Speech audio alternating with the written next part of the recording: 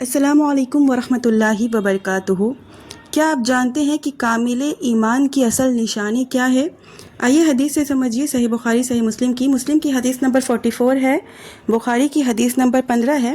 حضرت انس رضی اللہ عنہ سے روایت ہے، وہ کہتے ہیں کہ رسول اللہ صلی اللہ علیہ وسلم نے فرمایا، تم میں سے کوئی شخص اس وقت تک مومن نہیں ہو سکتا جب تک کہ میں اس کے نزدیک اس کے باپ، اس کے بیٹے اور تمام لوگوں سے زیادہ محبوب نہ ہو جاؤں۔ اور ایسی ہی بخاری اور مسلم کی ایک اور حدیث ہے، بخاری کی حدیث نمبر 17 اور مسلم کی حدیث نمبر 74 ہے۔ حضرت انس رضی اللہ عنہ ہی اس حدیث کے راوی ہیں، وہ روایت کرتے ہیں کہ رسول اللہ صلی اللہ علیہ وسلم نے فرمایا، ایمان کی علامت انصار سے محبت رکھنا اور نفاق کی علامت انصار سے بغض رکھنا ہے۔ ایک اور حدیث سنیے صحیح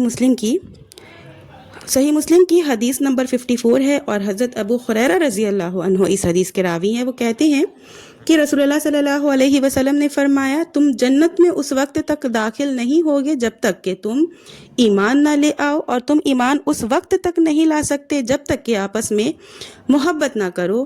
میں تم کو ایسی چیز نہ بتاؤں جسے اگر تم کرو گے تو آپس میں محبت بڑھے گی؟ تم آپس میں خوب سلام کیا کرو۔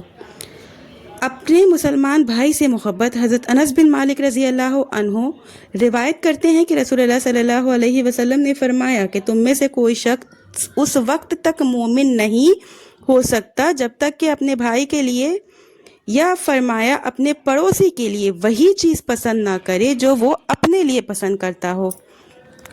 حضرت ابو ہریرہ رضی اللہ عنہ کی ایک اور حدیث ہے، وہ روایت کرتے ہیں کہ جو شخص اللہ اور یوم آخرت پر ایمان رکھتا ہو وہ بھلی بات کرے یا خاموش رہے، اور جو شخص اللہ اور یوم آخرت پر یقین رکھتا ہو وہ اپنی پڑوسی کی عزت کرے، اور جو شخص اللہ اور یوم آخرت پر ایمان رکھتا ہو وہ اپنے مہمان کی عزت کرے۔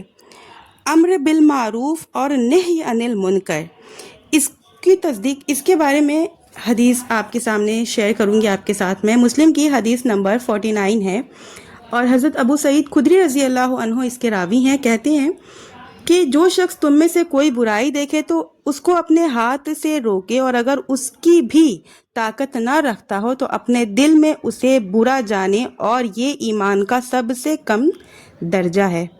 دین خیرخواہی کا نام ہے، اور خیرخواہی کس کے لیے ہونی چاہیے؟ آپ صلی اللہ علیہ وسلم نے فرمایا، اللہ کے لیے، اس کی کتاب کے لیے، اس کے رسول کے لیے، اور مسلمان کے ائمہ اور ان کے عام لوگوں کے لیے۔